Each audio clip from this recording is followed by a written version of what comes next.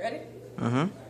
This is Dr. NatalineWoods, and I'm here at Tuskegee University with my mother, who attended this university when it was Tuskegee College. Institute, that's right. She told me not to say how many years ago, but she said I could say it. 56 years ago. Isn't it wonderful? Kudos to you, Mom. But anyway, I'm going to tell you later what she's going to be doing, but I want her to introduce herself and tell us why she's here, and then we'll talk more about what's going on. Well, as you often say, as you introduce me, you say to your audiences that I have three loves in my life. And of course, that's Rosebud, Texas, where I was born. That's right. Finished high school before I came here to Tuskegee. And then, of course, Tuskegee Institute, that's now Tuskegee University. And, of course, Morning Star Church in Memphis. So today, it's all about Tuskegee because that's where we are right now. Okay. I'm so excited to tell the audience that my mom is here to speak to the chemistry major. She was a chemistry major when she attended school here, and the professors will be attending the seminar on tomorrow at 12 noon. So the seminar is for the chemistry majors as well as the professors who teach them and anybody else that's interested. So we think that's a big deal.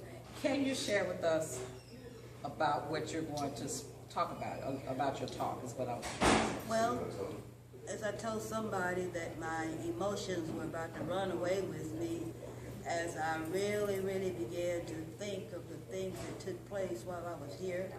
The first thing I want to share with them is to share the differences in the campus then and the campus now.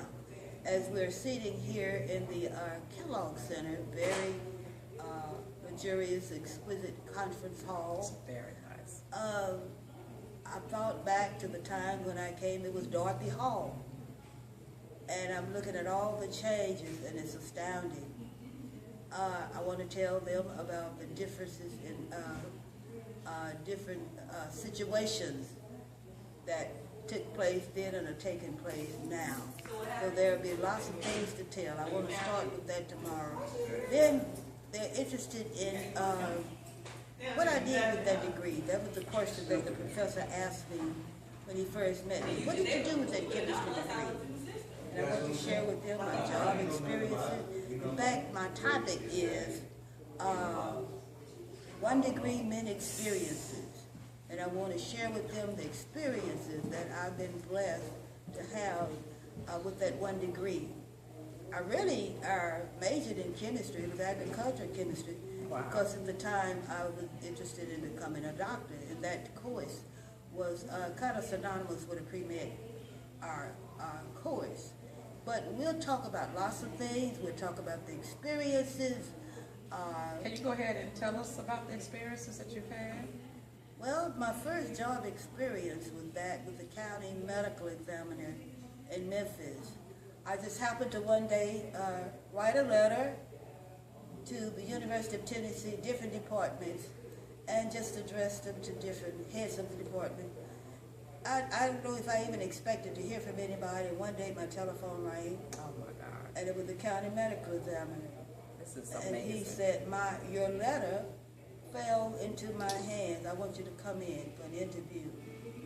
So I really didn't even know what it was all about.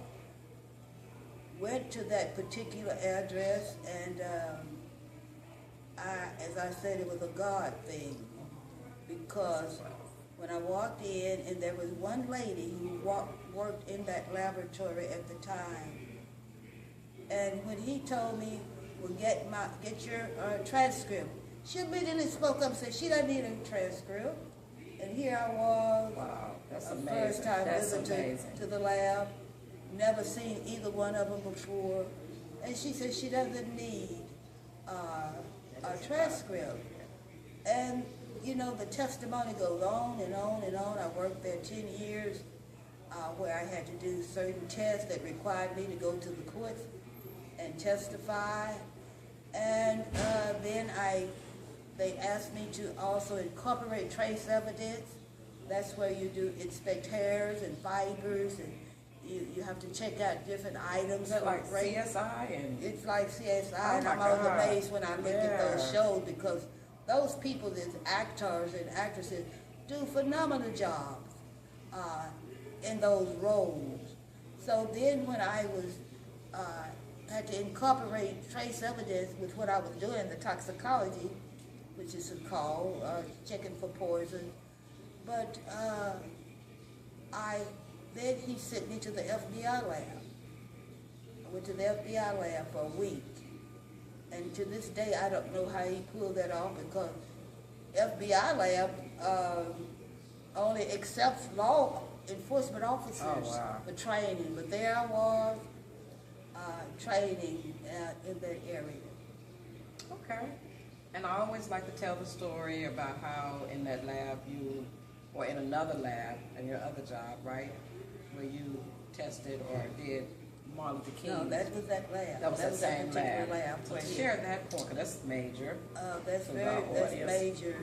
To her and people, career. when I shared this during Black History Week at church, and when I shared this, that I actually did the laboratory work on Dr. King. And it just goes on and on and on. The things that I did, the first murder trial I had to testify in, and how nervous I was. I was so nervous until my boss said, "Tommie, you're not on trial," but I felt like it. I didn't want to have to go in there and sit and look at that man and mutilated that woman. But so many experiences. And then after I left there, and it wasn't all roses. Things began to happen that I started looking around for another job. And of course, I ended up going to this particular hospital, Methodist Hospital. I gave the manager a call and said, "I need a job." And it just so happened that the manager here was the manager that hired me at the University of Tennessee. Get out. And she said, "You got a job." That is a God thing. Yeah, it's a God thing.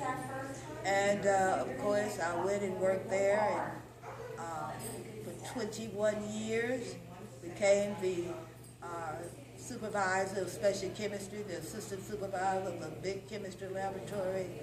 And it was just a wonderful experience. The one thing I want to share with the students, and I hope there are many students there on tomorrow, is that don't forget lasting friendships. I've got friends that we came together in the laboratory and in the dormitories, just tremendous people. And of course, we had 6 or 7 of us who were very, very close. And to this day, all of us are alive except 2. And one just died a month or 2 ago. So it's just been a wonderful walk, and I have to share with them how just in 2004, I think it was, that I got a telephone call one day from a young lady who had worked in the microbiology laboratory at Methodist Hospital that I hadn't seen for years. And she asked me to go to Zambia with her. I didn't have a clue. I said, "Why are we going to Zambia?" And, being an intercessor, I said, "Well, we have to pray about that." And sure enough, God gave me permission to go. Went to Zambia, Lusaka, Zambia, and I was part of PEPFAR, the President's Emergency Plan for Aid Relief, that was incorporated by President George Bush. And my role was to go in and out of laboratories every morning, different laboratories for the most part, and train the people in quality control so they could better test for those tests that would tell them that the person had AIDS or the virus. And of course, we worked very hard. I was part of a team, of course. That was my job, to train them in quality control.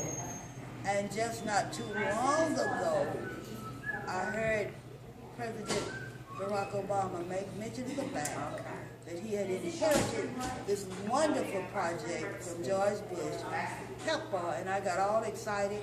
And he said that at this point, 1 million children have been born in Africa who was in AIDS-free. And I went, I was part of Pepper. Nice. I was part Praise of God. Pepper. That's So it just goes on. And of course, here I am, back at Tuskegee. Back at Tuskegee. Back at Tuskegee. Your baby girl. Yeah, to train and to teach and to inspire and to motivate chemistry majors, so they too know that when you get a degree, especially in the area of chemistry, you're not just in one area. It just goes.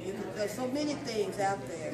So I'm sure most of them feel like they have to teach whatever else they want to do, but there are many avenues that they may pursue.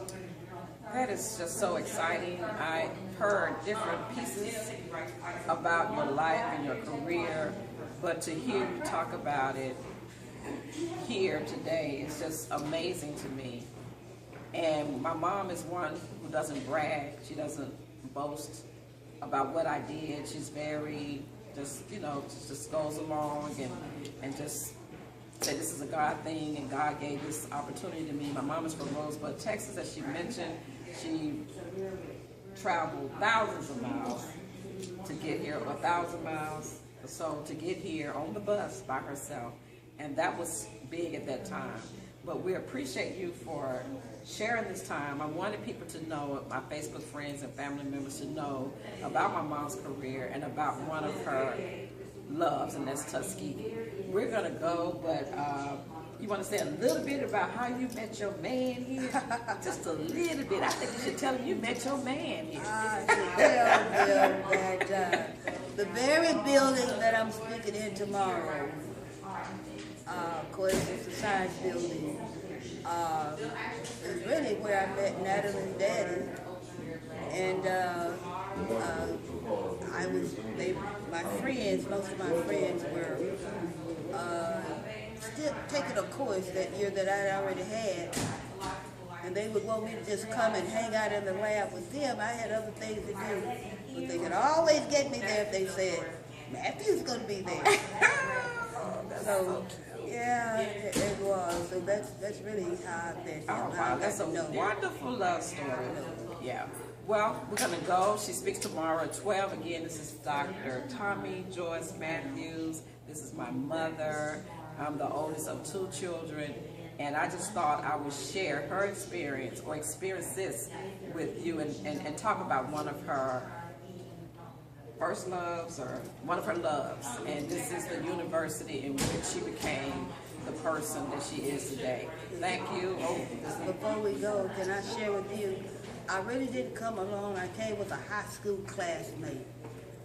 And we had graduated together, Dr. Herman Walker, who now resides in Phoenix.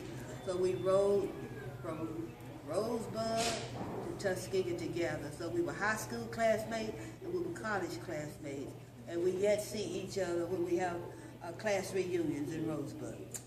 Well, thank you for sharing that story. Thank you so much. And we're going to sign off. We try not to do the videos too long because we know that people have a lot of things to do, but we thought this was important enough to share with the Facebook family and friends. Thank you so much. We'll see you the next time.